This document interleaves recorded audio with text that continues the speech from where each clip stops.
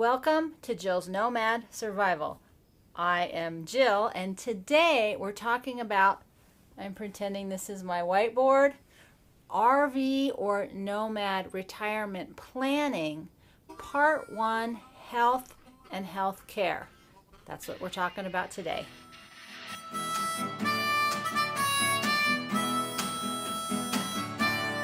I'm experimenting to see if I can actually put stuff up here.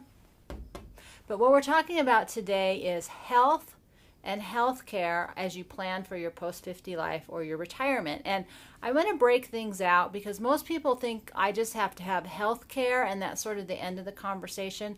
But there's really three things to consider. There's health insurance, and then there's health care. Three very different things. So I can't give you all your solutions and answers right now. What I can do is give you a lot to think about so you are infinitely more prepared. So we're going to start with health, and the reason I'm going to say that is really what we're responsible for.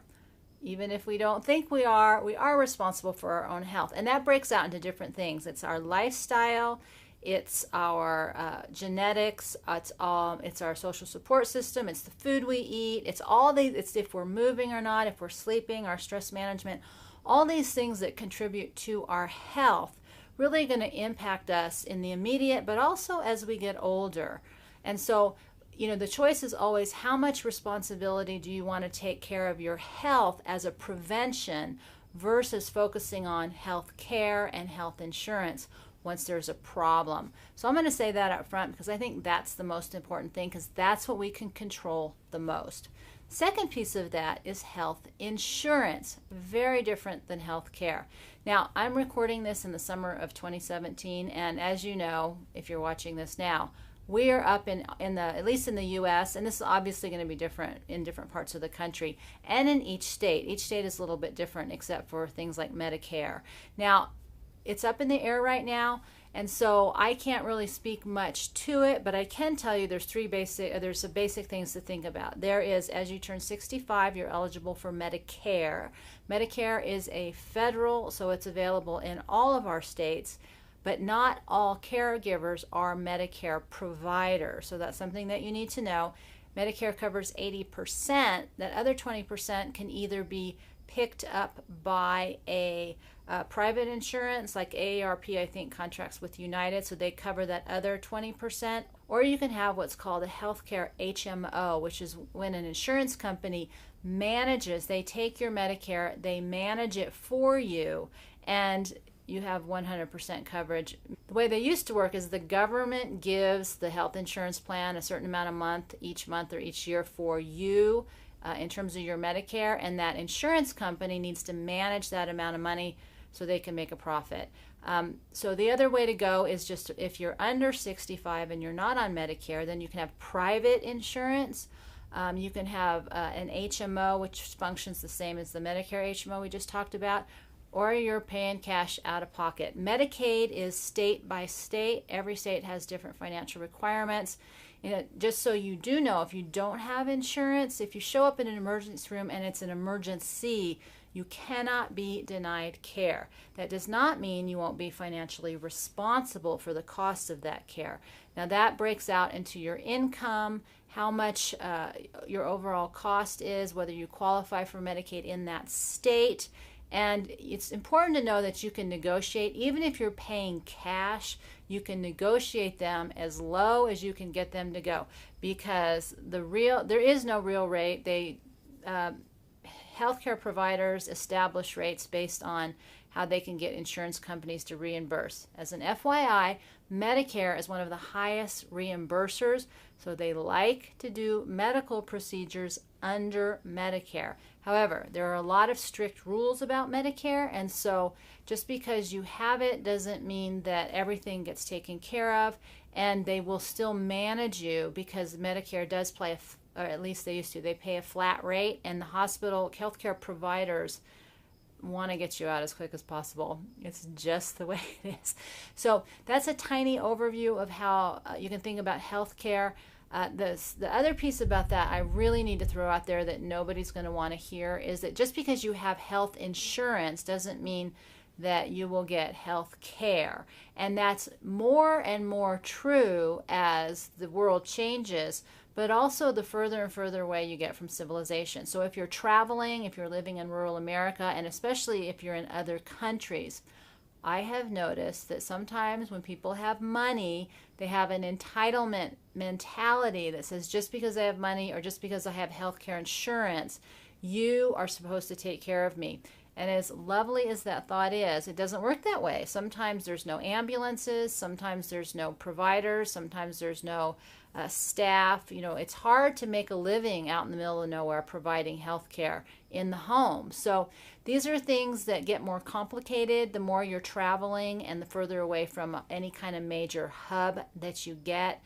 Same thing with in-network and out-of-network. If you have an insurance company that manages your care, they have network providers and they have out-of-network providers, and your out-of-network providers may not be covered, so you may be in for some out-of-pocket costs around that also.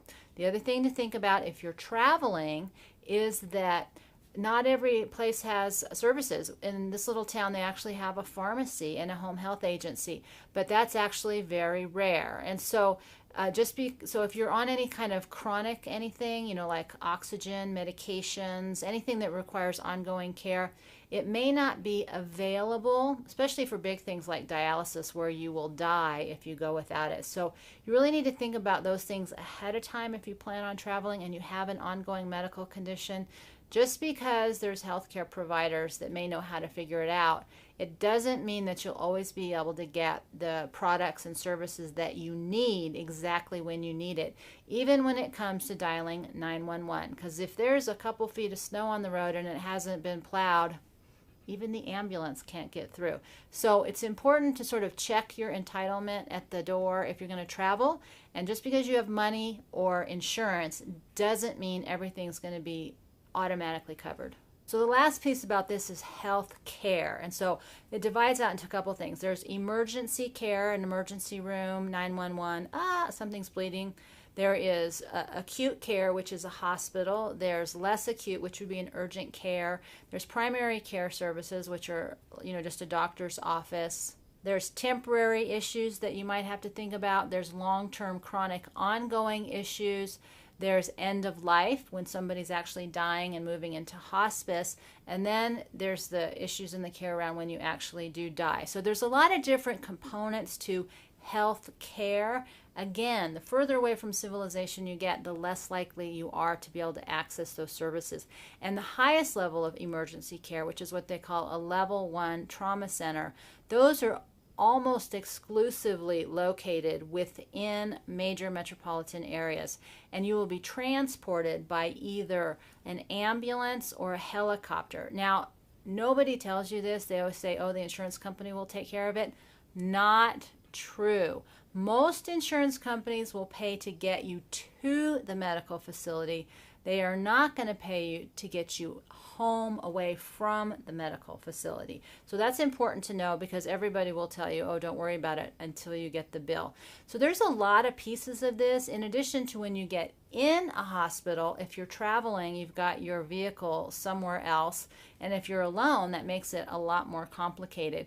So again, you know, where family is, having a support system in place, all these things to kind of work out. If you're traveling and you die, your body has to get transported somehow back to where your family is, where you either wanted to be buried or if you want to be cremated and have the ashes sent back. It's a lot more complicated than just having health care insurance. So I covered a lot of little stuff here, and I didn't do that so that I could answer every question. My goal is to have you really think about what you're doing before you invest in any kind of big life changes without really thinking this through. And the older you get, the more medically compromised you get. And it really, I don't see it as a money issue, because just because you have, like I said, just because you have money does not mean you get health care. If it's not there, it's not there. The old local doctor is gone. So there's a lot to think about. I just want to throw these ideas out there. That's it for this part 1. Part 2, we're going to talk about finances and this RV nomad life and thinking about that and retirement planning. And also, you'll notice if you're subscribing, thank you to the new subscribers, is there's two video series going on right now. So there's this series that's really talking about transitioning into a full-time life. Is it for you? Is this nomad sort of RV life? And the second series is more generic, where I'm really talking about mostly health, which is important in healthcare, food, how to grow your food, how to get nutrition, things like that, as it relates to both food and community, shelter. So there's some nomad components to that. Obviously, I'm focusing on redoing the shelter. And then the fourth thing is just community. And I had mentioned before, my goal with these videos isn't really for people who are just, flopping around looking for fun, travel, adventure. I'm really interested in creating a better world and a better life. So my videos about the nomad life are more about how to fit into a community somewhere so that together we can create a place where everybody wins. And with that, you can learn more at jillelizabeth.net. I hope you will subscribe if you haven't, and we'll see you next time.